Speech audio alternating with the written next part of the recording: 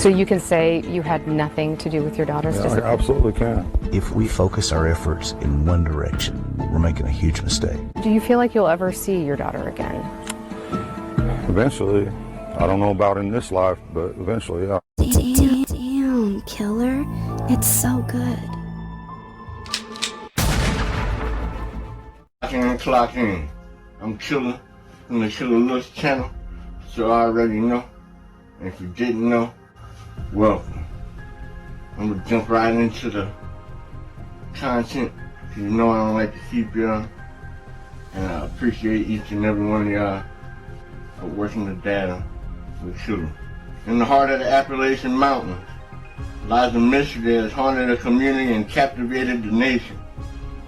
This is the story of Summer Wells, a 5-year-old little girl who vanished without a trace from her family's rural home in Hawkins County, Tennessee.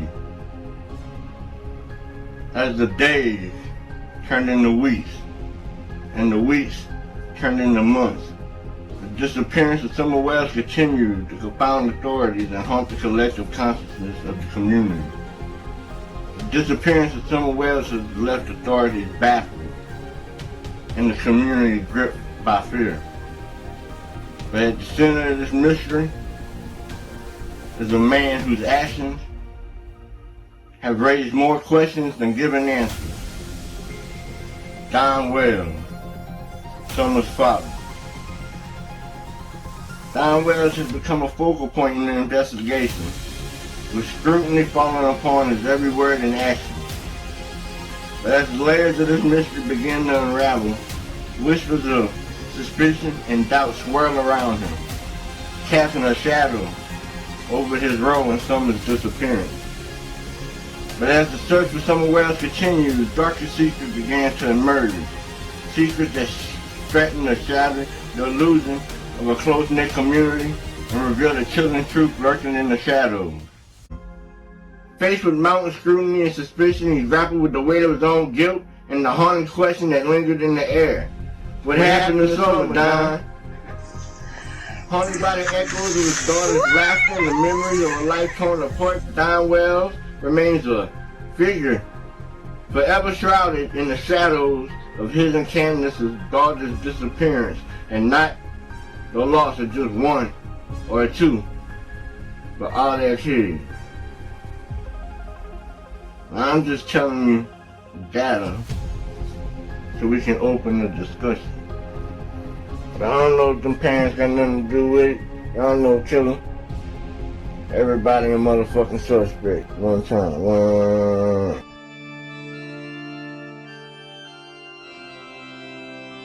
There are two ways to tell a lie. One is to distort the truth. The other is to invert it.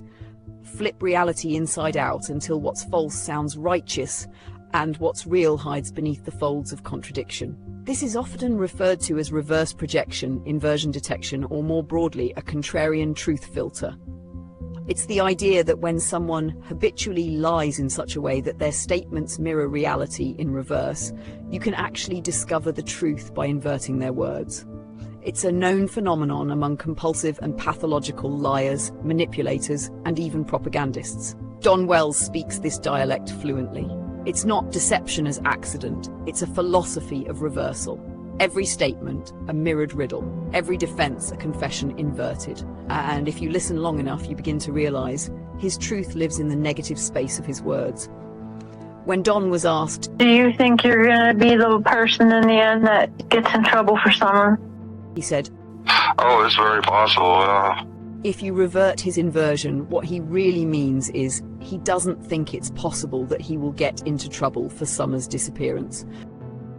But then, caught off guard in the unguarded space between breath and ego, he flips. In your opinion, railroad you for this? Do you think that that's what's going to happen? You can't do that with no evidence. That's impossible, bro. How can you do that? You gotta have evidence. It's a stutter between realities. The slip reveals the fracture. He says impossible, but the tone, the speed, the over-explanation all translate to the inverted truth. It is possible. They do have evidence. He knows it. He boasts, I have 7 alibis.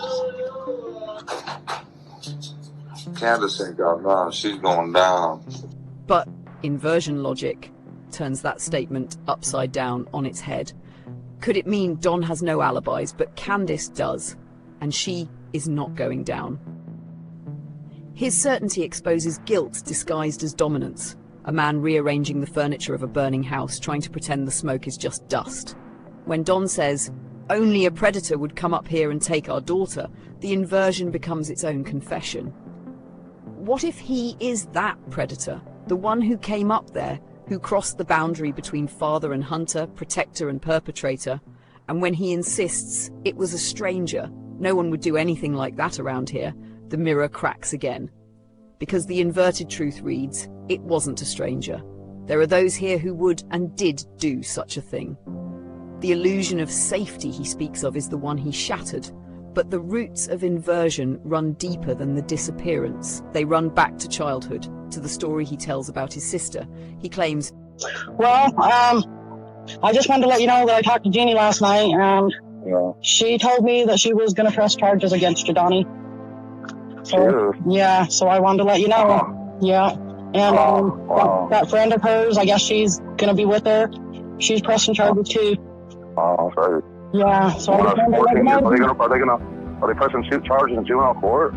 How's that gonna work? No, well, because at the time that she's saying that it ended was, she was 12 and you were like 19, so. Oh, hell no. Yeah, and. That ain't true. That's not true at all. You said I remember when I was like 14, 15 when I had that motorcycle. That's the only thing I remember at all. That's no way. Yeah, she said it started when she was 5, Donnie. So what am I going to do? So what are they going to do with my kids? Is Jeannie going to take care of my kids? Well, she said in that one interview that she tried to adopt my kids and everything else and take care of them. I think she's going to come down there and get these kids too and take care of them. Well, I don't know, Donnie. She just told me that when we heard that Summer went missing, that everything came back to her because she was 5 years old at the time it started, and Summer is 5 years old, so she just... Yeah, she ain't taking no blame in her part, though, what she did. Yeah, but Donnie, she was 5. How could she take the blame? I mean, a 5-year-old don't even know. I don't know, Donnie. Just because we played a little game when we were both little kids, she's going to act all like this. She wants to be an evil bitch. Well, fuck her. Yeah, I know you're upset, Donnie. I know. Well, yeah, I'm upset. She's going to wait 40 fucking years. What the fuck's wrong with her fucking in the head, man? Right. She just... But because we played... She played along with me, Mary. She played the little game. She's not innocent. She tried to fuck my dad. I can't see. I don't know. I just. She says it's. I know we can see nothing, man. We can see nothing. If she fucking give a fuck about my kids like she claims to, she'd stop this fucking evil ass bullshit. She don't care about nobody but her fucking self, and she wants to be on her little show and play her little fucking game like she's a victim and shit. She ain't no victim. Yeah. She ain't no victim at all. She used to ride on the motorcycle with me and everything else. And she don't even want to talk about any of that. Well, she has talked to me about that. She just said that, when of course, she's innocent, right? Or whatever. And she didn't have no problem playing house. Now all of a sudden, 40 years later, she's going to say I did all kind of stuff to my kids and Donnie and Margie and everybody else. What the hell's wrong with that? Yeah. What's wrong with everybody? I don't understand that. She's been spreading them lies. She's been spreading lies about me my whole life. Yeah. She's made everybody in my family hate me my whole life. She turned everybody against me my whole life. But in her evil little mind, apparently I done something to my own daughter, everybody else in the damn world. What the hell, man? Yeah. Man, we were kids, man. Kids do stuff like that. What's wrong with her? I don't know, Donnie. She's trying to make it like I'm some kind of evil person that does this to everybody I know and stuff like that. That's bullshit. The record, the math, and the psychology scream otherwise. She was 5. He was a teenager. The inversion reveals the unbearable truth. He was the initiator. The same twisted logic that justified that act, flipping guilt to innocence, predator to victim, never left him. It simply evolved, refined itself, learned to wear remorse like a mask. Each contradiction Don Wells speaks becomes a line of code in his linguistic virus. Statistically speaking, I mean, there's a good chance she's already dead if you look at it statistically. And I hate to think that. I love her with all my heart, but only God, if nothing else, I'll see her in the resurrection. As long as I keep the commandments and I do what I'm supposed to do, I'll see her in the commandments. Inversion translation. Summer may still be alive. He will not see her in the resurrection. He has not kept the commandments, nor done what he was supposed to do. He will not see her in any light of heaven because he walks in none. It's not theology, it's programming. Words designed to neutralize conscience. Each statement an anti-truth, a preemptive alibi encoded in spiritual camouflage. This is not mere contradiction. It's architecture. In Don's world, the mirror is the map. He constructs his reality backward, forcing others to lose their orientation. But if you flip it, if you read the reflection instead of the surface, his chaos becomes coherent. Every denial becomes an admission. Every accusation is a breadcrumb. Every impossible hides an "it happened."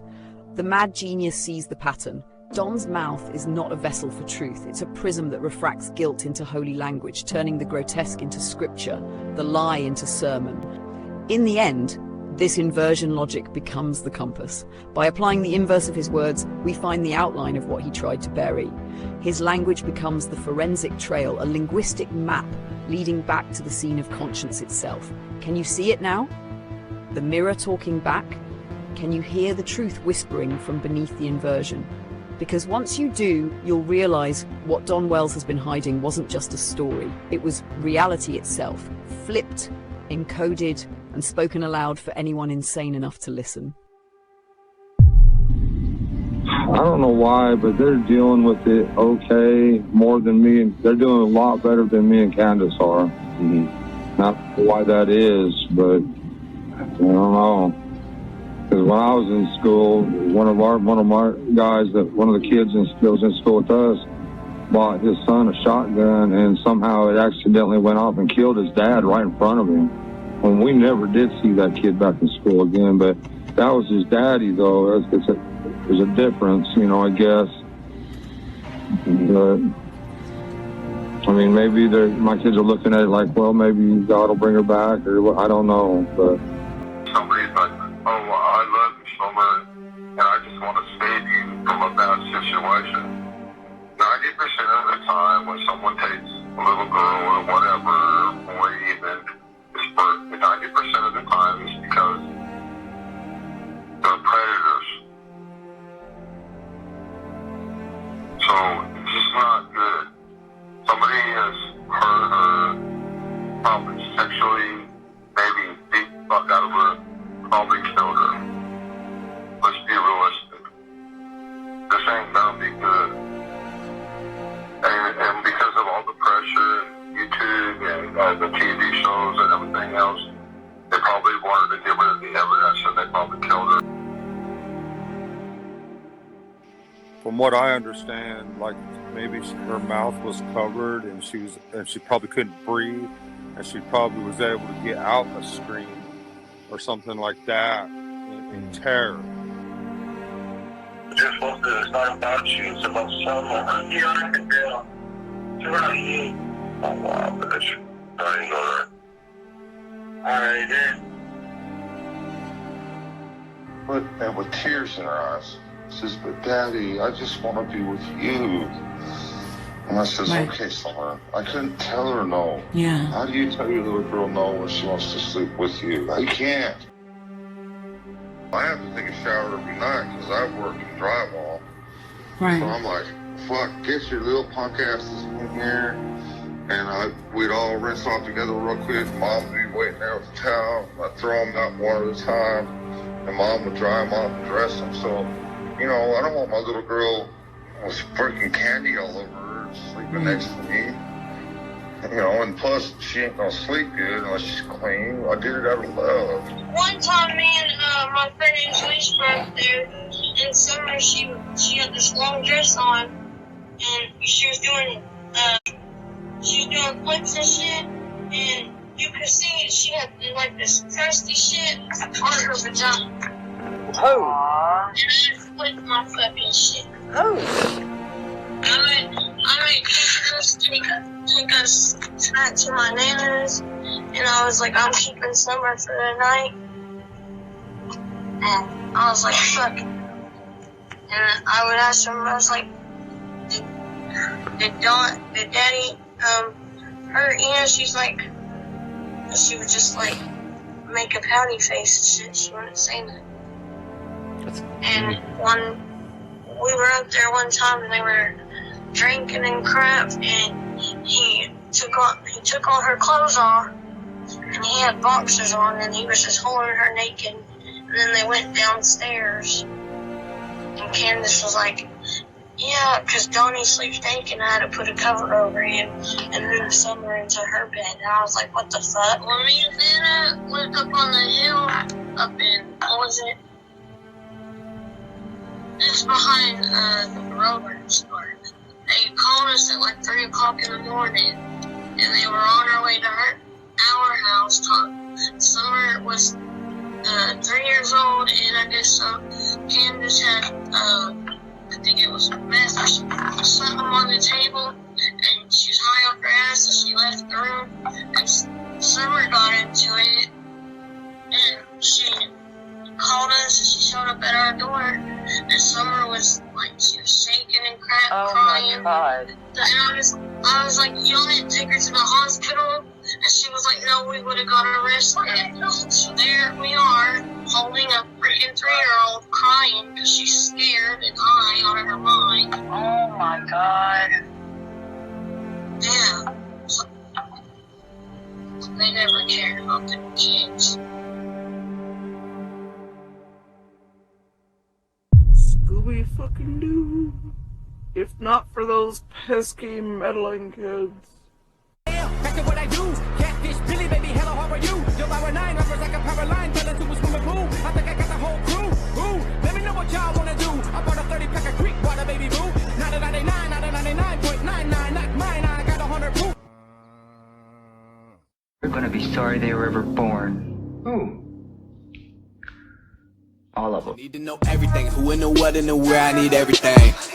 Trust me, I hear what you're saying, but I like it's new what you're telling me.